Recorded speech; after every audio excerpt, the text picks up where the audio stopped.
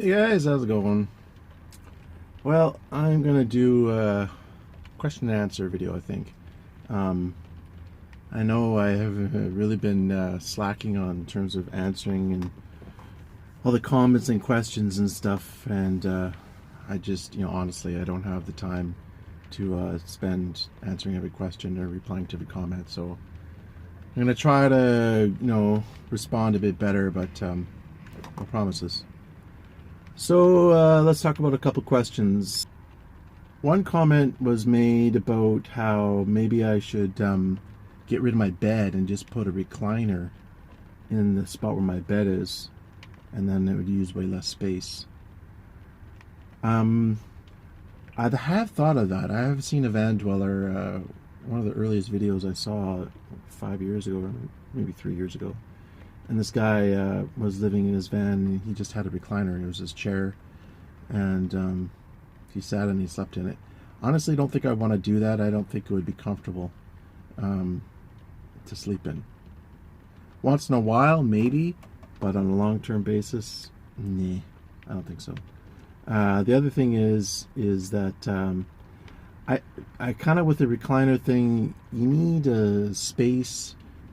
It's nice to have other places to sit. Like when I'm done my van, I'm gonna have an office chair, hopefully a fairly good one, or I'm gonna make the seat part of it really comfortable so that I can sit in it for an extended period of time, and then also sit in my bed.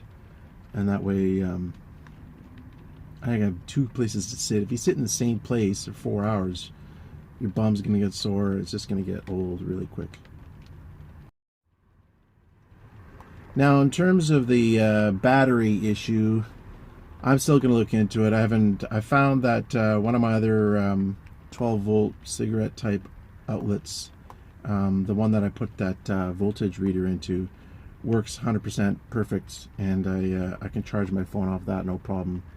So it must be a loose connection, or there's no fuses in my setup. It didn't come with any fuses. I didn't put this system in. It was already here when I bought the van. So yeah, I'm gonna have to look into all that. What I'm gonna do is I've got some wires, heavy duty wires, 10 or 12 gauge wires coming out of the connected off the terminals. And what I'm gonna do is I'm going to hook them up to my solar charge controller and fuse box that I have, and put my solar panel on. And then I think all that stuff will be taken care of. I still want to fix the overhead lights though. I think, or at least one or two of them. I like to have one good light, but I'm not so sure that I want those particular lights there. But something's going to happen in terms of lighting as well. Now, in terms of the solar, I got a question on my channel, one of my older videos, when I put the my flexible solar panel on my old 4150, and yeah, that did hold up very well. I just used epoxy, and I put some big washers with a bolt underneath, and I epoxied them on through the grommet holes of the solar panel, and it worked really well. There was no movement. It was on there for about 8 months, no problem. So I'm probably going to do that again. I'm not sure if epoxy works well on fiberglass, but I think it will. It's the weld bond stuff. It's pretty good quality. And I'm going to try to go a bit overkill on that. So yeah, solar panel should be fine. The only problem is that the solar panel is cleaning the bloody thing, because this van, the roof is huge. I mean, it's got to be 10 feet tall. It's absolutely gigantic. And I don't want to carry a ladder around. So what I'm thinking of doing is actually making a ladder, buying some aluminum, sort of like they call that tubing, like square tubing, and I know it's not as strong as steel, but it's strong enough. I'm not going to be using it that often, maybe once a month or whatever, just to get up there and clean the solar panels. But I'm going to need it to install my roof vent fan and the solar panel and stuff, and then occasionally as well to clean the solar panel. So what I'm going to do is I'm going to have two separate halves, like maybe 4 feet each half. And then I'm going to have it so that they're modular, so I can take them apart, and then they'll fit in my little tiny garage. in the back where my rear doors are. So that's the plan. If you think that idea is not the greatest, like with the aluminum tubing, it's like, you know, it's like a 3/4 inch tubing you can get at Home Depot. I think it's going to be the cheapest way. That's going to be easy to put together, easy-ish to put together, and easy to just have at the ready. Now, I know some people might say, oh, you should just put a ladder on the back of your van. That is an option. I could possibly do that. I'm not sure how I feel about that for two reasons, though. Number one, I'm not a light guy. And if I'm building it myself and I'm screwing holes into the van doors and stuff to put a ladder on, what if I make a mistake? That's a pretty serious issue. So I'm not so sure I want to do that, make a permanent ladder on the back of the van. I know you can buy them at like a junkyard or something and stick it on there. That's another option. But I'm going to have to figure out something for the ladder fairly quickly so that I can get that stuff going. So a couple of videos ago, I made a comparison of the Sprinter, ProMaster, and Transit. And some of you may be thinking, well, what's your choice? You didn't really say what you would go with. And all said and done, I would probably go with the Transit. Now, there are pros and cons to each of them. One of the things the ProMaster I also thought of that's a negative against a ProMaster is because it's front wheel drive, it's going to have the CV boots, which are little rubber things that go over the CV joints, and eventually those things wear out, and if you don't fix them in time, then the rubber could rip and you can get dirt and grit in there and you could wreck your CV joints, and that's a big cost to fix that. So that's another kind of strike against it. Ultimately, the great thing about the ProMaster is that you can get the regular wheelbase, a shorter wheelbase, and have the high roof, like the highest roof in the short wheelbase. With the Ford Transit, you can only, in order to get the high roof, you have to go to the long wheelbase, which is quite a bit longer than the ProMaster. So what I could possibly do is 72 inches is if I figured out a way just to the short roof or the medium roof on the Transit, pardon me, is 72 inches. So I might be able to get away with that if I use a couple of things, like I could put maybe 3/4 inch birch plywood on the floor and then just cover it with linoleum or vinyl flooring, which is really thin.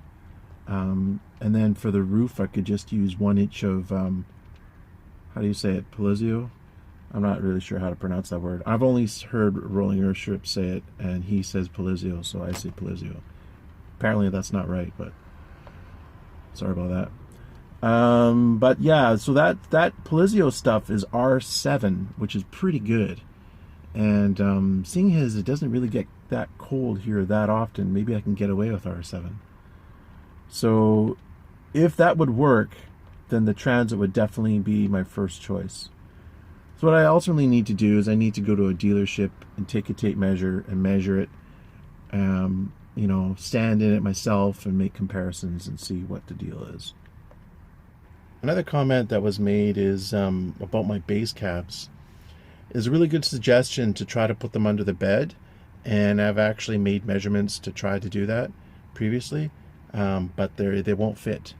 And the reason is because these vans that have the, I don't know what you call them, aftermarket high tops put them on them, they cut a lip around the perimeter of the van, and so you have this big huge, I don't know, 6-inch thing that's sticking out where they screw the seam on all the way around the perimeter of the van. And what ends up happening is that thing juts out. So if I lifted my bed to get the speaker cabs under, I wouldn't be able to sit comfortably in my bed.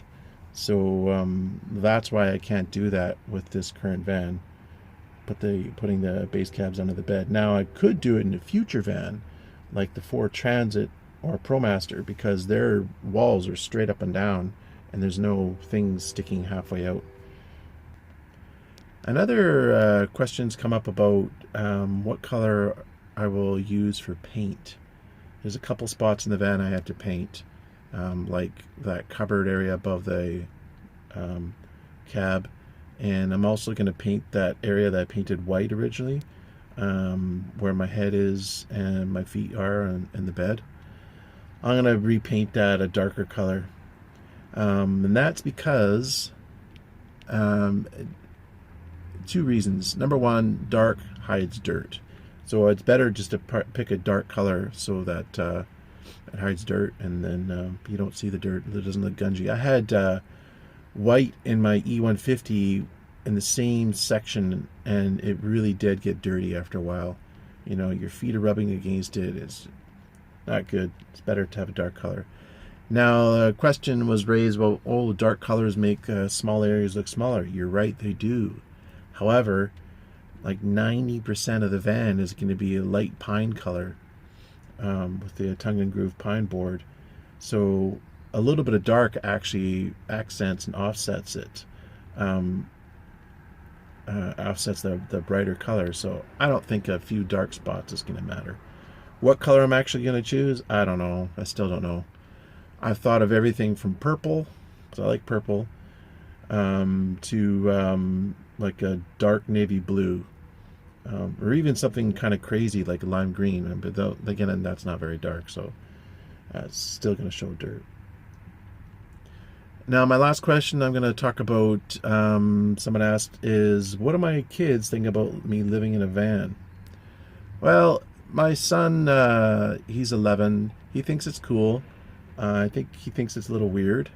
But see, my kids are young enough, they haven't accumulated the wisdom to kind of figure out if that's weird or not or what. They're just like, oh, that's interesting. But he thinks it's cool. He thinks it's like an adventure van, and he really likes that. But at the same time, you know, I'm sure he'd rather me be at his house living there. My daughter, being 4 years old, all she does is say, "You live in a van. Are you going to take that back to your van?" She's hilarious. She goes, "You go back to your van now," when I'm leaving. So she's really cute. Anyways, guys, I'm going to leave it there. Going to wrap it up. Take care. Thanks for watching. Have a good night.